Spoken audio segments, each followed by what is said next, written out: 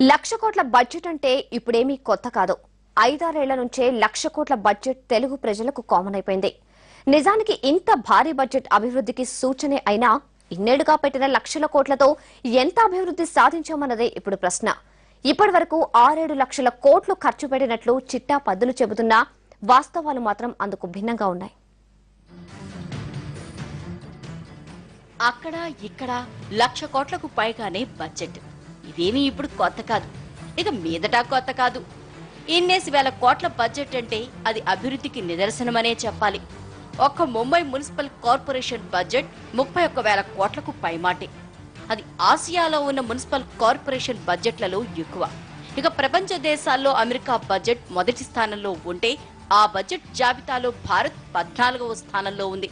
ఇలా బడ్జెట్ అన్నది దేశ, రాష్ట్ర, నగర ఆర్థిక ప్రగతికి అద్దం పడుతుంది.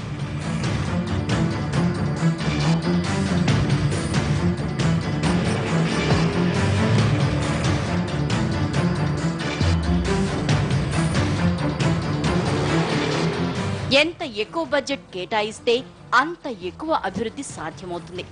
విభజన తర్వాత ఆదాయానికి దూరమై ఆర్థిక భారాలతో నెట్టుకొస్తున్న ఆంధ్రప్రదేశ్ ప్రభుత్వం కూడా ఊహకందని విధంగా 1,11,000తో బడ్జెట్ ప్రవేశపెట్టి సంచలనం రేపింది.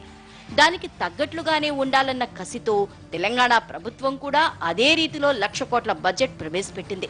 గతంలో ప్రభుత్వాలు కూడా అప్పటికి ముందున్న ప్రభుత్వాల్ని మించేలా తాము అభివృద్ధి చేశామని చెప్పుకోవటానికి బడ్జెట్ అంచనాల్ని అమాంతం పెంచేస్తూ 1,00,000 కోట్లకు వచ్చేశారు.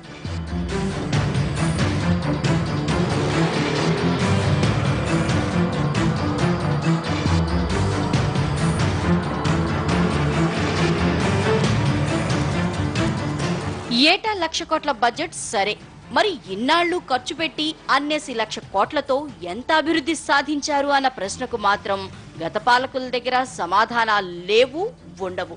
అసలు 1,00,000 కోట్లు బడ్జెట్ కోసం ఎందుకు పెట్టాల్సి వస్తోంది అన్న ప్రశ్నకు కూడా సమాధానం లేదు. 1,00,000 కోట్లతో ఇప్పటి వరకు ఏం సాధించారు?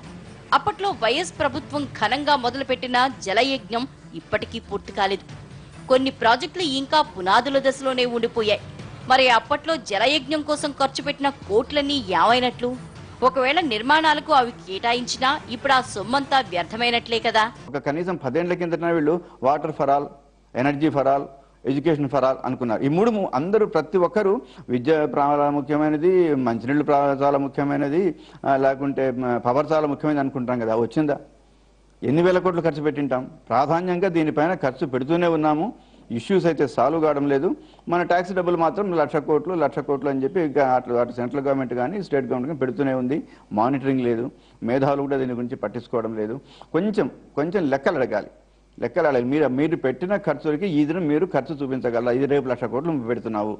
లాస్ట్ ఇయర్ పెట్టిన 80,000 కోట్లు కానీ 90,000 కోట్లు కానీ లెక్కలు పలానా రోజు పలానా డిపార్ట్మెంట్లో ఖర్చు పెట్టారు అని చూపించగలరా?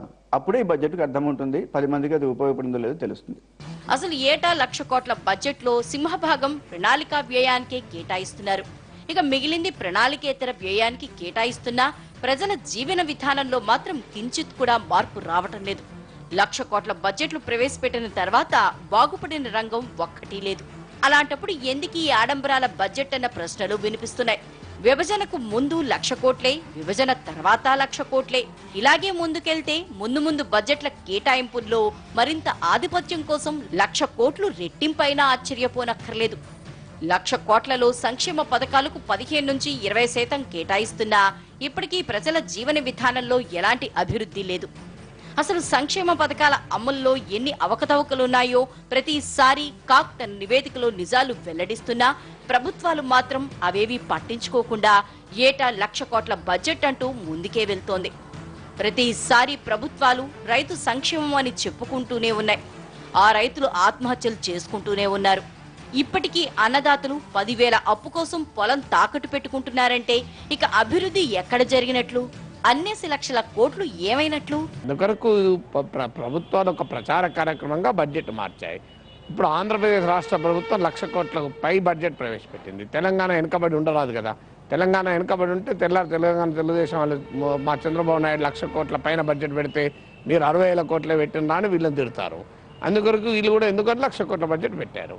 ఇప్పుడు ఇందులో 17,000 కోట్లు ద్రవ్యలోటు ఉంది. అది కేంద్రం నుంచి నిధులు వస్తాయని ప్రతిపాదించిన వనరులు వస్తాయని ఆశపడి పెట్టామని చెప్పారు. ఆ 17,000 కోట్లు నిలబడవు. అందువల్ల గ్యారంటీగా ఆఖరికి వచ్చేవరకు బడ్జెట్ అది 80,000 కోట్లకో 85,000 కోట్లకో ఆగుతుంది. దశాబ్ద కాలంగా కానీ గత 10 సంవత్సరాలుగా ప్రజల వేతనాలు ఆదాయాలు ఏమాత్రం పెరగకపోగా గొర్రెతో ఒక బెత్తెడంటే బెత్తెడలాగే ఉండిపోగా, రెండో పక్క మాత్రం వాళ్ళ మీద ద్రవ్యోల్బణం లాంటి భారాలు పడి వాళ్ళ ఆదాయాలు నిజ ఆదాయాలు తగ్గిపోయి వాళ్ళ జీవిత ప్రమాణాలు కృంగిపోయినాయి. కాబట్టి ఏంటంటే ధనవంతులు మరింత ధనవంతులు అవటం ఒక పక్క, పేదలు మరింత పేదలు మధ్యతరగతి కింద కుంగిపోవడం ఒక పక్క, వాళ్ళ మధ్యతరగతి పేదల ఆదాయాలు నిజ ఆదాయాలు తగ్గిపోయి వాళ్ళ జీవన ప్రమాణాలు పడిపోవడం ఒక పక్క, ధనవంతులు బిలియనీర్లుగా మారే క్రమం మరో పక్క, ఇదంతా భారీగా మనకు కనపడుతున్నటువంటి వాస్తవం ఈరోజు. అప్పటి నుంచి ప్రతి ప్రభుత్వము రుణమాఫీయే తమ ఏజెండా అని చెప్పుకుంటూ వస్తోందంటే రైతుల కష్టాలు తీరినట్లే కదా. అన్నదాతలే కాదు, ఆఖరికి ప్రజల జీవనంలో కూడా కించిత్ మార్పు రాలేదు. 1,00,000 కోట్ల బడ్జెట్లు పెట్టాక పన్నుల వాత పెరిగిందే కానీ అభివృద్ధి మాట అనేదే వినడానికి గగనమైపోయింది. అటు అభివృద్ధి లేదు, ఇటు ఆదాయం పెరగలేదు.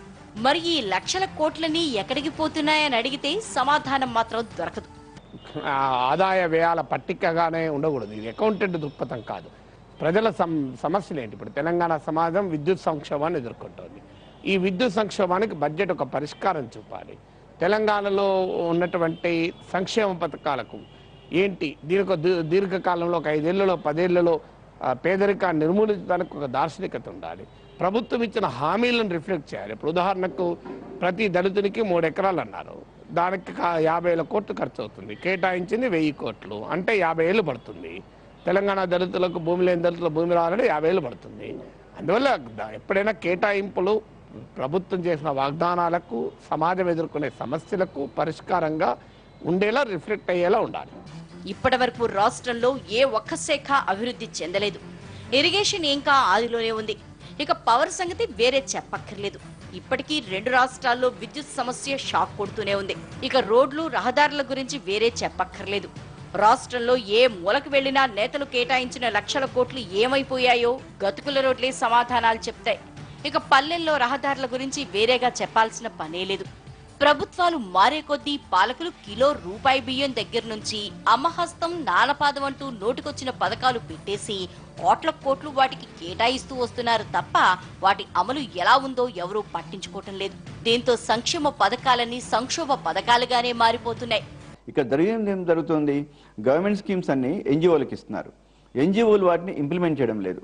ఇంప్లిమెంట్ చేయకుండా వాళ్ళ బ్యాంక్ అకౌంట్లో వాళ్ళ ఖాతాల్లో పెట్టుకున్నారు. గవర్నమెంట్ ఏమనుకుంటున్నారు? 1,00,000 కోట్లు మేము ఫలాని స్కీమ్కి ఇచ్చాము, ఫలాని వాళ్ళకి ఇచ్చాము, అది ఖర్చు అవుతుంది అనుకుంటున్నారు. అటు ఆంధ్రప్రదేశ్కి కానీ ఇటు తెలంగాణకు కానీ గవర్నమెంట్ స్కీమ్స్ యొక్క డబ్బులు ప్రైవేట్ బ్యాంకుల్లో ఎన్జిఓల దగ్గర నుంచి లెక్కలు తేల్చేంత వరకు ఇది ఖర్చు పెట్టాము అన్నది ఊరికే బుక్ పైన అలాట్మెంట్ మాత్రమే కానీ ఖర్చు మాత్రం కాదు. ఇది సిఏజీ ప్రతి సంవత్సరం కామెంట్ చేస్తూనే ఉన్నాడు. ప్రతి ఏటా భారీగా లక్షల కోట్లతో ప్రవేశపెట్టిన బడ్జెట్లు రాష్ట్ర పాలకుల ఆడంబరాలకు నిలువుటద్దంలా నిలుస్తున్నాయే తప్ప ప్రజల జీవన ప్రమాణాలు పెంచేందుకు ఉపయోగపడటం లేదనేది నిర్వివాదాంశం. ఇన్నాళ్లు ఒకే రాష్ట్రానికి ఉన్న బడ్జెట్ కాస్త ఇప్పుడు 2 రాష్ట్రాలకు పాకింది. ఇక మీదటైనా ఈ లక్షల కోట్ల బడ్జెట్లు ప్రజాభివృద్ధి, రాష్ట్రాభివృద్ధికి దోహదం చేస్తాయని భావిద్దాం. ఇది వాటి స్టోరీ బోర్డ్. మరో